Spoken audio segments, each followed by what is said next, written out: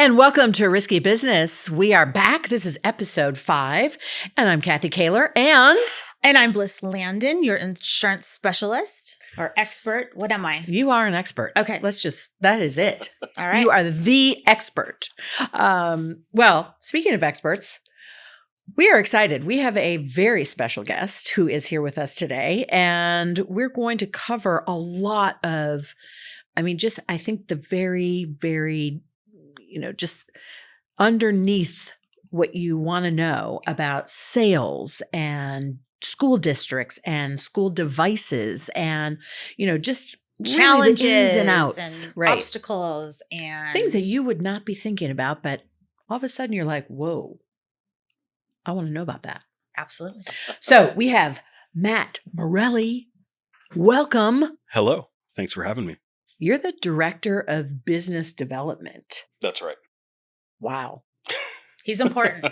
Big time. A little bit. Big time. Very important. He has a lot of responsibility at school device coverage. He does an awesome job. He runs our sales team. He is really in charge of marketing and social media. He wears many hats. Yeah. And he's doing an amazing job. And this is kind of part of it, this podcast. Yeah. He's really coming up with this kind of idea to have just more content on these subjects and bring experts in to kind of really shed the light on just these topics that we've been covering so far up until this episode. But we wanted to bring you in because this was your idea, but also your experience from both prior to the pandemic and the differences between, what you're seeing in the business. Yeah. So, welcome. Thank you for having me.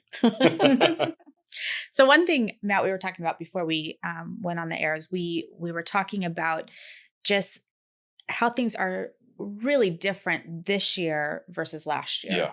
Great. Just maybe explain just how, I don't know, you can pick sales or marketing or any of it or all of the above, and just how things are really different from last year to this year because of the pandemic and what you've seen out there and what's become important, what's not important, what challenges the districts have faced, all the above. What has changed greatly, at least from what we're seeing, is the buying season for getting devices, for getting insurance. It was cyclical in previous years, right? So we would go through Q1 and Q2 and, we're just kind of talking to districts, but there's not a lot of traction and nothing's really happening. We would hit Q3 or kind of, midway through August, and all of a sudden, we get that explosive incoming messages and calls from districts who need coverage and they need to get insurance for their devices, and it all has to happen kind of at once. Typically what happens, at least as I understand it, is school districts will not really know how many devices they're going to need or how many students they're even going to have until maybe a month before school starts. Right. So that's why we would always get barraged at that time. Right. Is that like August? Yeah, when school starts. So like August, September. Yeah, pretty much. Yeah. So we'll be looking at schools and saying, man, they're going to start on August 8th. And it's the end of July and we haven't, gotten an answer from them, and they're still kind of up in the air. And then all of a sudden school starts in a week. We need insurance. So we get really, really busy. It changed last year, obviously, with COVID, right? So March came around and they started talking about closing schools, and then they started closing schools and sending kids home. And districts that had a one-to-one program in place already fared, relatively well, right? So they already had the devices. So they just sent them home with the kids, and it was kind of easy. A lot of school districts did not have a full one-to-one program in place. Right. They would have, one device that would be shared with multiple students throughout the day. It would stay at school in a charging cart. So then it became, what do we do? Right. So, unfortunately, there's a huge digital divide that we talk about all the time, right? So you'll have kids that maybe have a little bit more means and a little more access to devices at home, and then kids that unfortunately don't.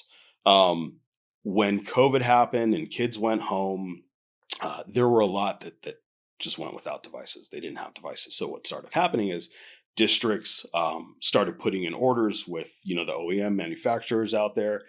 They got overwhelmed with orders. COVID slowed down the production of the actual parts that go into making these computers. Getting them shipped overseas slowed down because They closed our borders. yeah, they closed the Totally, borders yeah. and shipping. Nothing's coming in or out. Right. Exactly. Right. So now you've got a bunch of kids that were just sitting there stuck. So we kind of sat there watching what was happening. We did see a big increase in communication from districts who were looking for device coverage, and so we helped them out. And unfortunately, we were in communication with, I don't even know how many districts that were just kind of sitting, waiting for devices to show up. Some of them are still waiting for their Yeah. devices to show up. A And they lot of ordered them last year. A lot of them Yeah. So what's happening for those kids? How are they learning anything? are. They've been able to get devices, and it really is just a guess based on what we see, to probably most kids now. A lot of the devices aren't really up to snuff with what's needed. So a lot of districts are waiting on the newer ones to show up so they can get rid of the old ones. But Well, and I'm sure they're relying on the old ways of going to school where they have a book and then they have homework assignments and they have to Yeah. actually do, physical homework assignments out of the book and print pages from the computer and fill those out and turn Right. them in. And, yeah, it's an email process, right? Which most people have access to or their parents would. yeah, But maybe they're not actually on Zoom, in a classroom setting on a device because they don't have one to use. Right. Or they're on their parents maybe. yeah. Or they just don't have it and it's paper. It's old school. It's a mix. Wow. It's a mix. We And really it's- don't think about that aspect. We Right. hear the news and it's all about, kids are at home, they're doing their classroom, they're on a Zoom call. Like it really ends there. Yeah. And I'm very much enlightened by this because it takes it down another layer of, okay, let's unpack it. Yeah. Like you were saying, Yeah. do kids actually have an actual device that they can use? And do they have connectivity to And the connectivity. internet? Yeah. Yeah. And a lot of Wow. them don't. But then what started to happen was we got the CARES Act money, Yeah. right? So that started playing into things where the schools that couldn't afford, there were schools that couldn't afford to provide devices to their kids. So now all of a sudden there's funds available and that got things rolling too. Wouldn't you say, Matt? Yeah, it definitely did. It made access to devices a little bit easier, access to protection for the devices a little bit easier. But districts were still running into the problem of there's just not enough devices. That is seemingly starting to change a little bit. We're in contact with a lot of device retailers, right? Major device retailers who work with school districts. They are starting to receive the devices and get them out to the districts. We've got a district here in Southern California, a large district that is about to receive their devices, which is great for those kids. But it has been really, really tough. It's been really tough. And when you also say, Matt, that we're kind of switching from a school year policy to an annual policy, because now the devices are coming in and, what are we going to do? Insure them for 2 months? Right. That's kind of ridiculous. And how do Right. you come up with a rate for that? Right. Yeah. So maybe they'll buy a short-term policy till the end of summer and then we'll start them off again in the fall. But also a lot of districts saying, hey, okay, we got these devices and now we need you to cover us for a year because, we're not fully back to school. Right. My son has a choice. He can either go back to school or stay home. He can do either one. And so, if they decide to stay home, they're going to still need their device at home. Of course. Yeah. But anyway, it's switched. I think that has changed business-wise as far as what kind of policy we're selling. It's not a school year policy anymore. It's an annual policy. Yeah, there used to be a lot of districts would take the devices back at the end of the school year and house them there. It seems like most districts that we're talking to, the kids are keeping them over summer, Mhm. so they're getting them as a freshman, and they're probably going to keep them All until the way the end. through. Yeah, pretty much. There are a lot of districts that will they'll buy every year. They'll buy new devices for freshmen, and they'll turn them in, at the end of their senior year.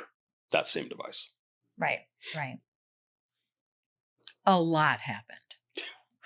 A ton. A Yeah. lot A happened. lot of change. Yeah. A lot of change. That's really incredible. And do you find that the manufacturers are having trouble still? I mean, that it goes to supply and demand, right? Right. I mean, what's happening now, because it's still it was becoming popular anyway to have a Yes. device. Yeah. Then COVID upped the ante, where it really increased the amount of devices that everybody needed. But now with what's still happening, there's even more demand for devices, right? Well, yeah, it's one of those things where I don't think there were any schools or school districts out there that we're not going to do one-to-one. We'll never do one-to-one, right? So it was on everybody's mind. And most districts had, like I said, they begun with one device that was going to be shared with 3 students throughout the day, and they would kind of evolve to one-to-one over there. But you can't do that because you have to Nowadays- social distance. How are you going to Right. share a device with anybody? Yeah, exactly. Yeah, In 2021, it's one-to-one, and it's going to be every school district because that kind of proof of concept of why it's needed happened last year. Right. So I don't think there's going to be many schools at all that are not going to move toward it. Just doesn't make sense. But back to the manufacturers, don't you think that they're having a hard time keeping up with the orders? I mean, that's going to be a little bit tough. Yeah, They've got to be. Their production slowed down. So just the parts to make the machines, there was probably a couple months, I would assume, where production either stopped or just went to the floor. So even with that ramp up back, it's going to take time to get those And are devices you over here. involved in that? Just awareness of the need, or is it the school districts that go to these manufacturers and put in their order, or is school device coverage part of that? Not on the device ordering, but I mean, we maintain relationships with organizations that provide those devices, right? So they're that They'll let you intermediary know. between. And we do also we work with manufacturers sometime as well. Yeah, that seems to be something that's starting to happen quite a bit. Yeah. I think, and this goes back to an episode that we did before on insurance versus warranty. I think the manufacturers are seeing the need for a full comprehensive insurance product to go with the devices because that's what the schools want. So it's trending in that direction too. So we are getting calls from manufacturers wanting to sell our insurance, or not sell it, but offer the insurance as part of a package to do like a bundle pricing to the school. And so that's become, kind of popular too, don't you think? Yeah. So they're changing also. Everybody's changing. Everybody is. The whole space is changing. Yeah. And it's around making it easier for the districts. Obviously we work with a lot of technology directors, and sometimes they like to kind of unload on us all the stresses of their day, right? And it's not just, I need a device for this kid. The device needs to be working. It needs to stay working. The telephone systems need to work. All the AV stuff needs to work. So they're busy.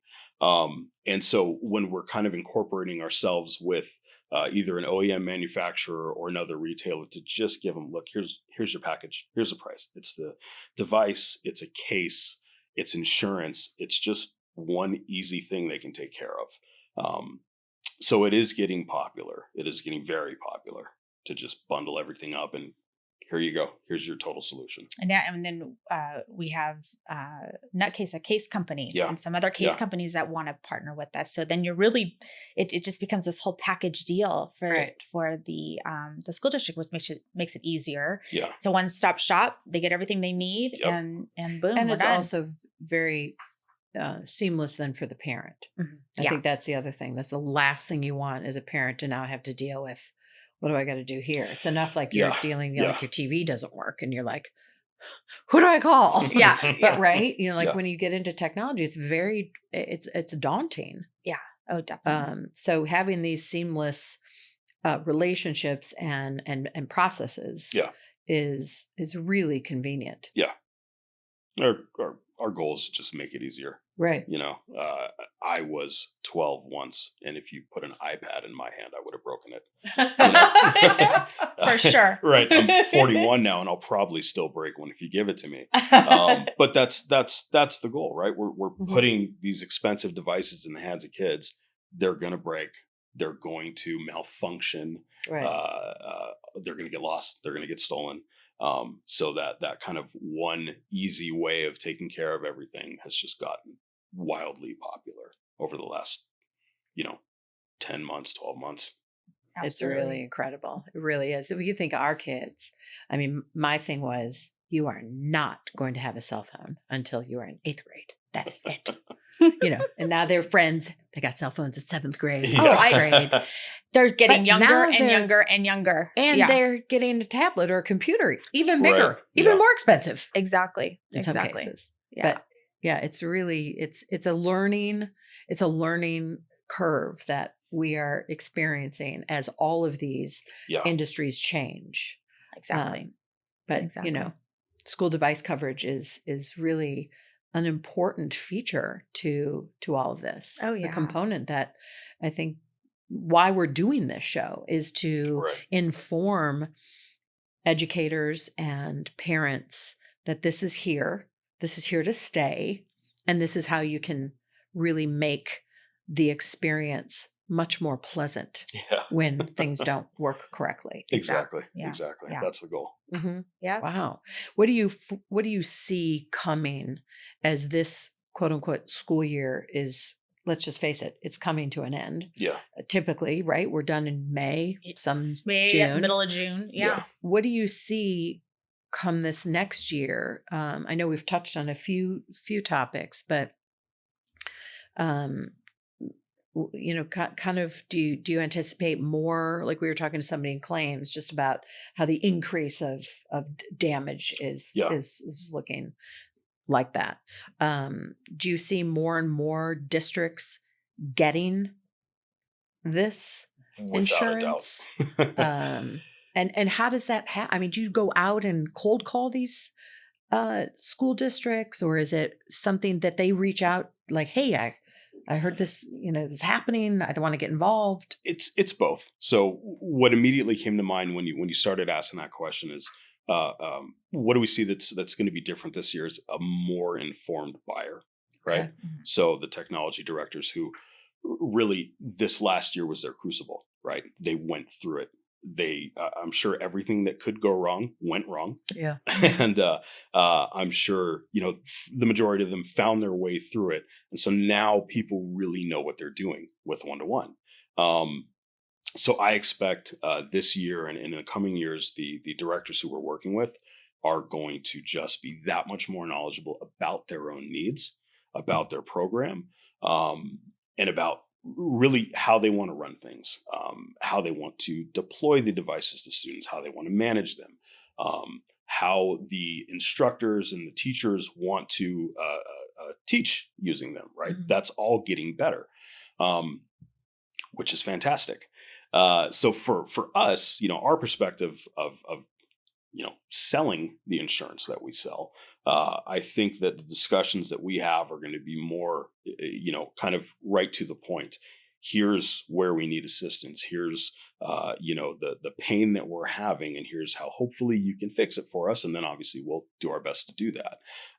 So I expect the discussions that we have this year and moving into next year to be